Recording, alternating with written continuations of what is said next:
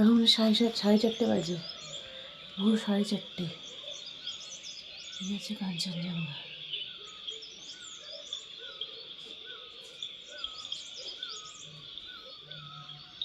বরফে ঢাকা পাহাড়।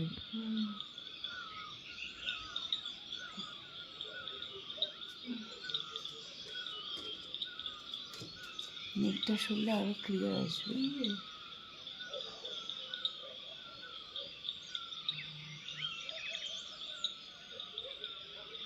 একটুখানি চুলে দেখা যাচ্ছে মেঘে ঢাকা, সামনে থেকে আরো ভালো লাগছে। ভোর এখন 4:30, চোখ ভরা ঘুম, ঠিক মতো সামনের দিকে তাকাতে পারছি না। একটা চোখ বন্ধ, একটা চোখ খোলা রেখে কাঞ্চনজঙ্ঘা দেখছি। মুখ দিয়ে ঠিকমতো শব্দ উচ্চারণ হচ্ছে না। জানালার কাছে দাঁড়িয়ে হাঁ করে তাকিয়ে আছি সামনের পাহাড়গুলির দিকে। এখনো অস্পষ্ট, কিন্তু কি সুন্দর কাঞ্চনজঙ্ঘা। শুনেছিলাম ওয়েস্ট সিকিমের পেলিং থেকে নাকি কাঞ্চনজঙ্ঘার খুব ভালো ভিউ পাওয়া যায়। আজ চোখের সামনে সত্যিই তা দেখছি। পৃথিবীর তৃতীয় সর্বোচ্চ পর্বতশৃঙ্গ প্রথম নিজের চোখে দেখছি। একটা দারুণ অভিজ্ঞতা এটা। এই মুহূর্তটিকে যতটাই ক্যামেরা বন্ধ করে রাখছি ততটাই কম মনে হচ্ছে।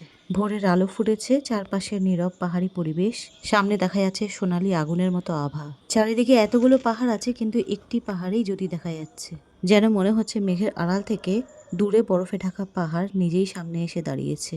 সূর্যের প্রথম আলো কাঞ্চনজঙ্ঘার সাদা বরফে ঢাকা চূড়াগুলোর ওপরে পড়ায় সাদা বরফ যেন ধীরে ধীরে আগুনের মতো রং তৈরি করেছে। এই প্রাকৃতিক আলোর খেলাকেই হয়তো গোল্ডেন গ্লো বলা হয়।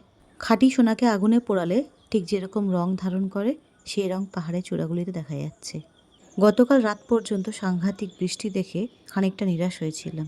ভাবিনি আজ ভোরে তুষারের এই 5টি ভাণ্ডার স্পষ্ট দেখতে পাবো। অত দূর থেকে পেলিংয়ে ছুটে ছুটে আসা একটাই কারণ, কাঞ্চনজঙ্ঘা দেখব বলে। আর এখন মনে হচ্ছে প্রকৃতি যেন তার সবচেয়ে সুন্দর রূপটি আমার জন্য খুলে দিয়েছে। বোন আমার সঙ্গে দাঁড়িয়ে পাহাড়ের ভিউ নিচ্ছিল, একটু পরে ও গিয়ে ঘুমিয়ে পড়েছে। এই মিমা মিমা, এই মিমা, দেখ দেখ কাঞ্চনজঙ্ঘা কাঞ্চনজঙ্ঘা। আমি একা কেন জাগবো, বোনকেও ডেকে দিলাম। রাহুলও ঘুমোচ্ছিল, ওকেও ডেকে তুলেছি। পেলিংয়ে পৌঁছানোর পর আজ আমাদের প্রথম সকাল, কিন্তু ট্যুর প্ল্যান হিসেবে আজ আমাদের চতুর্থ দিন। স্নান সেরে তৈরি হয়ে নিচে এলাম ব্রেকফাস্টের জন্য। পেলিংয়ে আমরা যে হোটেলে আছি তার ডাইনিং এরিয়াটা খুবই সুন্দর। এখানের বড় বড় জানালা দিয়ে পাহাড়ের খুব ভালো ভিউ পাওয়া যায়। কাঞ্চনজঙ্ঘার অপরূপ সৌন্দর্য দেখার পর বেরিয়ে পড়েছি সাইট সিনের জন্য। প্রথমে এলাম সিডকিয়ং তুলকু বার্ড পার্কে। ভারতীয় পর্যটকদের জন্য প্রবেশ মূল্য 100 টাকা, 14 বছরের কম বয়স হলে 25 টাকা। কার পার্কিংয়ের জন্য 30 টাকা নেয়। যেহেতু আমরা ট্রাভেল এজেন্সির মাধ্যমে এসেছি, তাই আমাদের পার্কিং চার্জ দিতে হয়নি। শুধু টিকিটের মূল্যগুলি আমাদের পে করতে হবে, বাকি গাড়ি, হোটেল, খাওয়া দাওয়া সব কিছুই প্যাকেজের মধ্যে। এই পার্কের ভিতরেই রয়েছে প্রাচীন ঐতিহাসিক স্থান রাবডেন্সে রুইন্স। সামনেই সিডকিয়ং তুলকু বার্ড পার্ক। পার্কটি পেরিয়েই পাশের রাস্তাটি ধরে সোজা হাঁটতে হবে রুইন্সে যাওয়ার জন্য। এই যে সিঁড়িগুলো দিয়ে উঠলেই ওপরে বার্ড পার্ক। বার্ড পার্কে আমরা এখন যাচ্ছি না, আমরা যাচ্ছি রুইন্সে। রুইন্স দেখে ফেরার পথে বার্ড পার্ক ঘুরে দেখব। রাবডেন্সে রুইন্সে যাওয়ার পথটা খুবই সুন্দর। দুপাশে ঘন জঙ্গল, মাথার উপরে উঁচু উঁচু গাছ, সরু পাথুরে রাস্তা, এবড়ো খেবড়ো। পাহাড়ে চড়াই পথটা খুবই সুন্দর, শোনা যাচ্ছে পাখিদের অনবরত ডাক। চারিদিকে একটা শান্ত অনুভূতি, একটা ঠান্ডা আবহাওয়া। সামান্য জোরে কথাও এখানে তীক্ষ্ণ হয়ে যাচ্ছে। এবড়ো খেবড়ো রাস্তা, এই যাচ্ছি আমরা।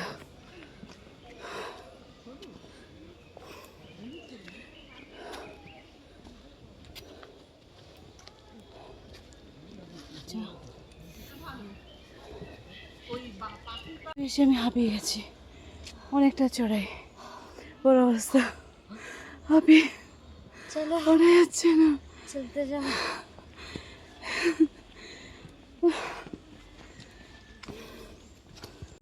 আমি আর উঠতে পারছি না। তখন এই যে লাঠি ছিল না, এই লাঠি ধর, ফোনটা ধর।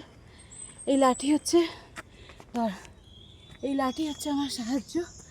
দাঁড়া, আমি এই লাঠি দিয়ে ভর করে উঠছি। আমি উঠতে পারছি না লাঠি ছাড়া। এতটা এখান থেকে 100 মিটার যাব। আমরা অনেকটা কভার করে এসেছি।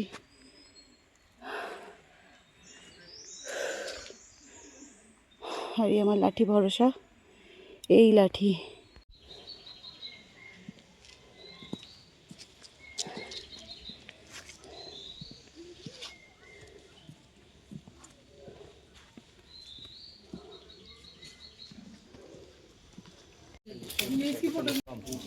কত সুন্দর রাস্তাটা, কি সুন্দর।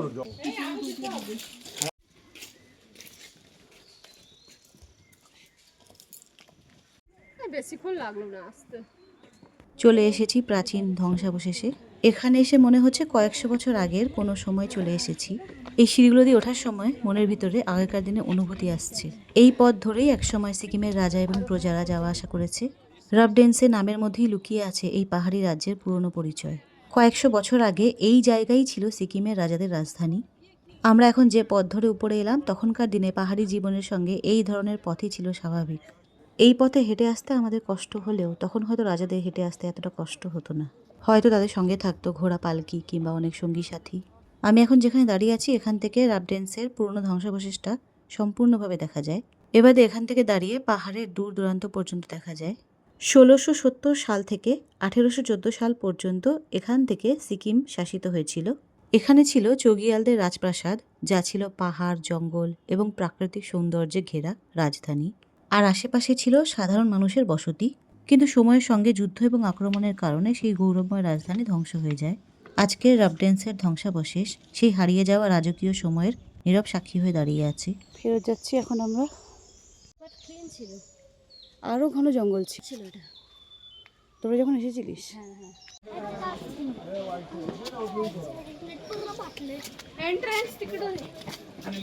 ওইখান থেকে আমার আঙ্গুল কোথায়, যে এখান থেকে আমরা এসেছি। রাবডেন্সের রুইন্স দেখে এখন এলাম বার্ড পার্কে।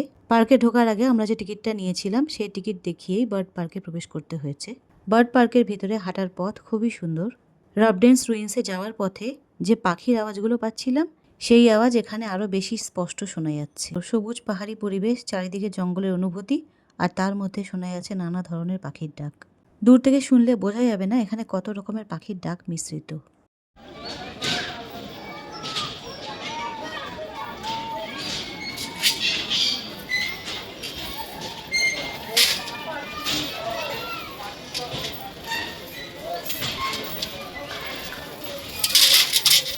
প্রবেশপথে এতগুলো শিকল দেওয়া যাতে পাখিগুলি উড়ে বাইরে না চলে যেতে পারে। ঢুকতেই প্রথমে চোখে পড়লো আর্টিফিশিয়াল গাছের মতো একটি জায়গা, যেখানে পাখিদের থাকার জন্য অনেকগুলি বাসা করা। বলো,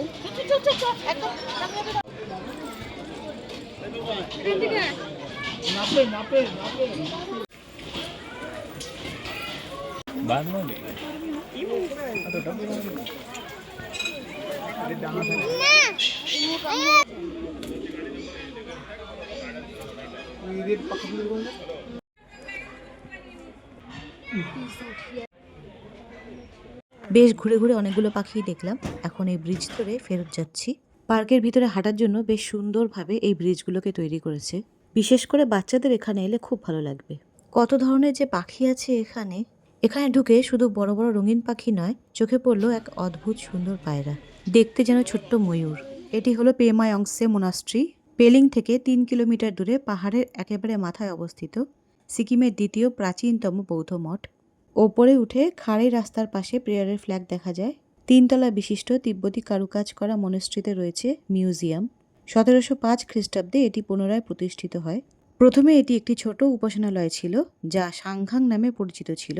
পরে এটির নাম রাখা হয় সাংচেন পেমাংসে মঠ, যার অর্থ হলো সবচেয়ে গোপন পদ্মচূড়ার মঠ। এই মঠটি রক্ষণাবেক্ষণের জন্য টিকিটের মূল্য রাখা হয়েছে 50 টাকা। ভেতরে আছে অনেক প্রাচীন মূর্তি, ছবি, বৌদ্ধ ধর্মের নানা গ্রন্থ, নথি এবং নানা ধরনের তিব্বতী ভাস্কর্য, যেগুলির ছবি তোলা নিষিদ্ধ। বৌদ্ধ মঠ দেখে বেরিয়ে পড়লাম নেক্সট গন্তব্যের দিকে। এবার আমরা এলাম পেলিংয়ের বিখ্যাত একটি জায়গা স্কাইওয়াক দেখতে। প্রবেশ পথে সিঁড়ি দিয়ে ওপরে উঠলেই টিকিট কাউন্টার। সেখান থেকে 3টে টিকিট নিলাম 100 টাকা করে।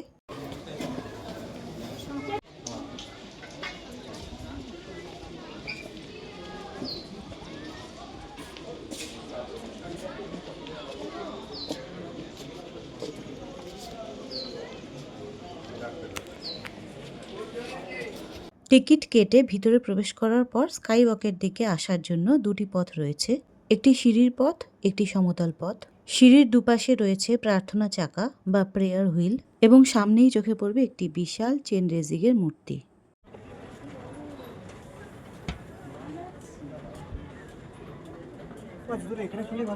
ঠিক আছে, চল না।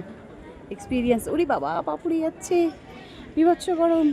স্কাই ওয়াকের কাছে পৌঁছানোর পর প্রথমেই জুতো খুলে রাখতে হয়, কারণ কাচের তৈরি এই পথটাকে পরিষ্কার এবং ভালো অবস্থায় রাখার জন্য এখানে খালি পায়ে হাঁটতে হয়। স্কাই ওয়াকের কাছেই জুতো রাখার জায়গা আছে। আমরা ভুলবশত অনেকটা দূরেই জুতো খুলে রেখেছি, তার ফলে আমাদের পায়ের তলা অনেকটাই ছ্যাঁকা খেয়েছে।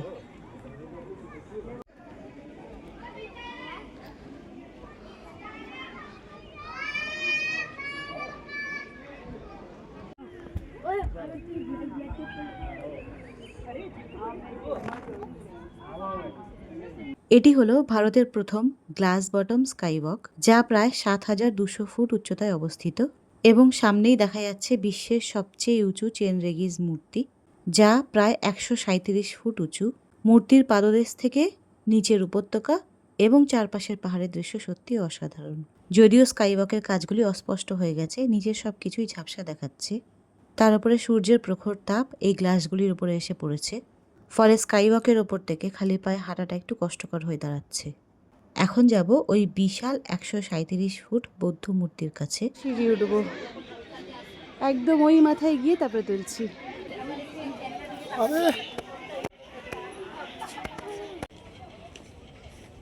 সিঁড়ি দিয়ে অনেকটাই উপরে উঠে এসেছি। সিঁড়ির দুপাশে এইরকম হলুদ রঙের প্রার্থনা চাকাগুলি রাখা আছে, যেগুলি ঘুরিয়ে উপরে উঠতে বেশ ভালো লাগছিল। সিঁড়ির মাঝখানে নানা ধরনের পাতাবাহারের গাছ রাখা।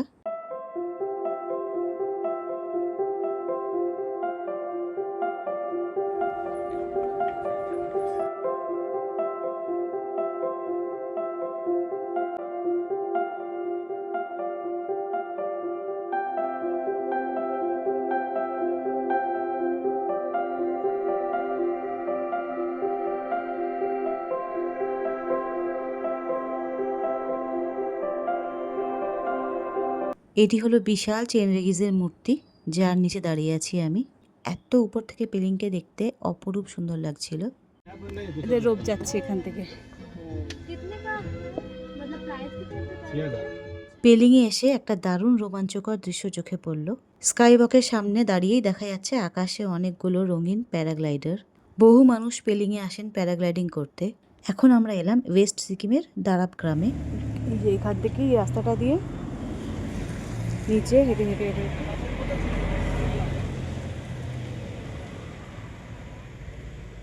এটি সিকিমের একটি শান্ত নিরিবিলি পাহাড়ি গ্রাম।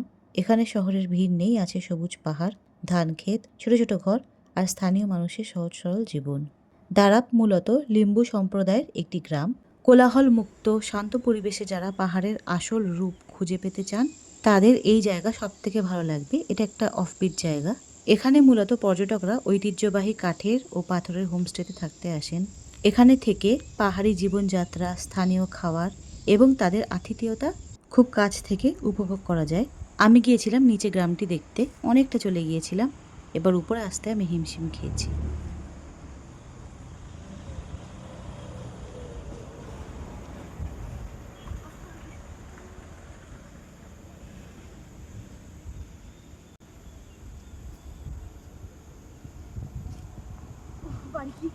যা পা ব্যথা হবে।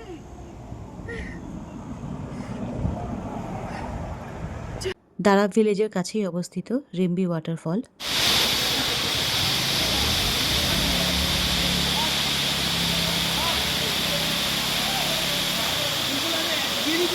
পাহাড়ের বুক চিরে রেম্বি নদীর জল নেমে এসে তৈরি করেছে এই সুন্দর জলপ্রপাত। এখানে এসে কিছুক্ষণ দাঁড়িয়ে শুধু ঝর্ণার শব্দ শোনা এবং প্রাকৃতিক সৌন্দর্য উপভোগ করার একটা আলাদা আনন্দ আছে। এখন আমরা এলাম খেচিও পালরি লেক। হ্রদের প্রবেশপথের মুখে পার্কিং এরিয়ার একেবারে অপোজিটে একটি পিৎজার দোকান আছে। দোকানটির নাম লাটপস পিজারিয়া। এটি অত্যন্ত জনপ্রিয় একটি ফুড আউটলেট। সিকিমের পাহাড়ি পরিবেশে খাঁটি Italian style wood fired oven pizza এখানে পাওয়া যায়। একজন ইটালিয়ান শেফের কাছ থেকে প্রশিক্ষণ নিয়ে স্থানীয় মানুষই এই পিৎজা তৈরি করেন। চোখের সামনে এখানে ফ্রেশ পিৎজা তৈরি করা হয়। সামনেই দেখা যাচ্ছে কাঠের আগুন জ্বলছে। এই আগুনের মধ্যেই বেক করা হবে পিৎজাকে। হাতে ডো তৈরি করে ওপর থেকে স্ম্যাশ টমেটোর মতো কিছু ছড়িয়ে দিল এবং ওপর থেকে ছড়িয়ে দিল ভরে ভরে চিজ। ওপর থেকে কিছু টপিংস ছড়িয়ে দিচ্ছে। এখানে ভেজ নন ভেজ দু ধরনেরই পিৎজা পাওয়া যায়। আমরা নিচ্ছি চিকেন পিৎজা। পিৎজা তৈরি হওয়ার পুরো প্রসেসটা সামনে থেকে দাঁড়িয়ে এইভাবে দেখা, এটা কিন্তু একটা ইউনিক ব্যাপার। এইরকম নরম পিৎজার ডো তোলাটা একজন পারফেক্ট শেফ ছাড়া তোলাটা সম্ভব নয়। রান্না করার প্রসেসটাও একটা আর্ট, একটা প্রতিভা। এটা একটা ক্রিয়েটিভিটির মধ্যেই পড়ে।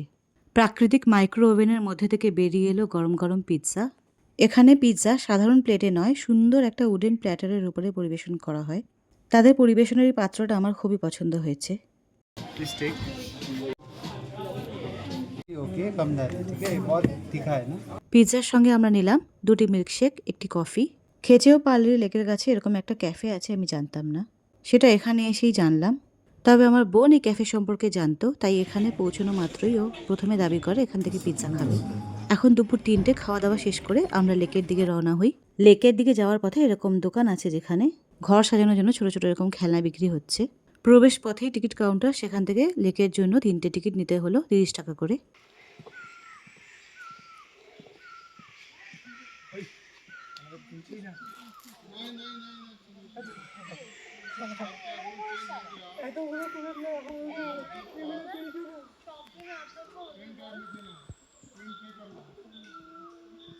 পার্কিং এলাকা থেকে লেক পর্যন্ত প্রায় 7 থেকে 10 মিনিটের মতো হাঁটা পথ। লেকে যাওয়ার পরিবেশটা খুবই সুন্দর, চারপাশে নীরবতা, পাখির ডাক, দুপাশে ঘন সবুজ গাছ, হালকা ঠান্ডা হাওয়ার অনুভূতি। কোনো ব্যস্ততা নেই, শুধু প্রকৃতির মাঝে নিজের মতো করে কিছুটা সময় কাটানো। ভালো লাগার এক সুন্দর মুহূর্ত এখানে অনুভব করা যায়। স্থানীয় মানুষের বিশ্বাস এই লেক নাকি খুবই পবিত্র। উপর থেকে দেখলে নাকি হ্রদটির আকৃতি মানুষের পায়ের ছাপের মতো মনে হয়। এই লেকে মাছ আছে, তাই এখানে লেখা আছে লেকে থাকা মাছেদের খাবার দেওয়া বারণ। এই লেকটি ঘন সবুজ বনে ঘেরা থাকা সত্ত্বেও নাকি এর জলে কোনো শুকনো পাতা ভাসতে দেখা যায় না। স্থানীয়রা বিশ্বাস করেন হ্রদের আশেপাশে থাকা পাখি কোনো পাতা জলে পড়ে থাকতে দেখলে তা ঠোঁটে করে তুলে নিয়ে পরিষ্কার করে দেয়। এই সিঁড়িগুলো দিয়ে উঠে খেচিও পেলরি লেকের ভিউ পয়েন্টে যাওয়া যায়।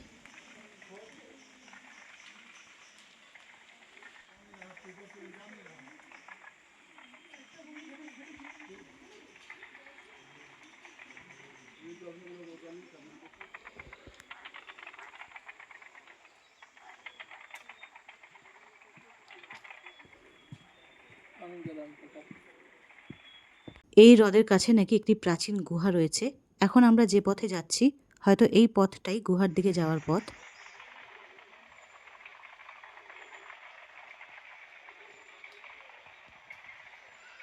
আমরা বেশি দূর যাব না, কারণ এখানে কোনো পর্যটক নেই। প্রচণ্ড নিস্তব্ধ জায়গা, এখানে হারিয়ে যাওয়ার সম্ভাবনা আছে। জানি না ওই দিক থেকে লেকে যায় হয়তো। আকাশ ভর্তি মেঘ, একটু পরে বৃষ্টি নামবে ঝমঝমিয়ে। আমাদের কাছে ছাতা নেই এখন। রাহুল ছাতা নিয়ে ফিরে গেছে, আমি আর বোন একা ছিলাম, তাই তাড়াতাড়ি ফিরে যাচ্ছি। এখন আমরা যাচ্ছি আমাদের লাস্ট ভিউ পয়েন্টে, কাঞ্চনজঙ্ঘা জলপ্রপাত দেখতে। কাঞ্চনজঙ্ঘা ওয়াটারফল সিকিমের অন্যতম সুন্দর এবং জনপ্রিয় আকর্ষণ। পেলিং শহরের কাছাকাছি অবস্থিত, প্রকৃতির সান্নিধ্যে সৌন্দর্য উপভোগ করার একটি দারুণ জায়গা।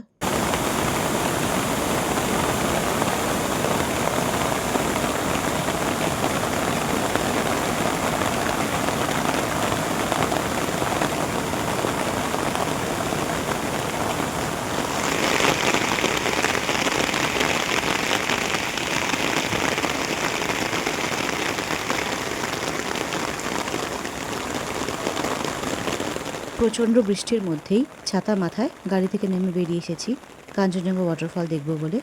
বোন আর রাহুল গাড়িতেই বসে আছে, ওরা নামেনি। এর আশেপাশে খাবারের দোকান আছে যেখানে পর্যটকরা দাঁড়িয়ে চা কফি বা বিভিন্ন খাবার খাচ্ছেন। ওয়াটারফল দেখতে এসে পেলিংয়ে যে হোটেলে আছি সেখান থেকে 2-3বার ফোন করে ফেলেছে আমাদের দুপুরের খাবারটা খেয়ে যাওয়ার জন্য। তাই আর দেরি না করে আমরা বেরিয়ে পড়বো হোটেলের দিকে। তারপরে খুব জোর বৃষ্টিও নেমে গেছে। আমরা হোটেলে ফিরে এসেছি প্রায় তখন 6:30। রুমে না গিয়ে আগে আমরা লাঞ্চটা সেরে নিলাম। দুপুরের খাবারে ছিল ভাত, ডাল, বেগুন ভাজা, পাঁপড় ভাজা, সয়াবিনের একটা তরকারি আর ডিমের কারি। খাওয়া দাওয়া সেরে রুমে ফিরে এসে জামাকাপড় ছেড়ে হাত মুখ ধুয়ে রেস্ট নিয়ে চা এবং স্ন্যাক্স দিয়ে গেল। তাই আমরা 3জন বসে আস্বাদন করলাম এবং কিছুক্ষণ গল্প করলাম। রাতের খাবার আমরা অনেকটা দেরি করে খেয়েছিলাম, প্রায় 10টা নাগাদ। ডিনারে ছিল ডাল ভাত, ফুলকপি আলুর তরকারি এবং চিকেন। ব্লগটি এখানেই শেষ করলাম। কেমন হলো জানাবেন। অনেক অনেক ভালো থাকবেন। নমস্কার।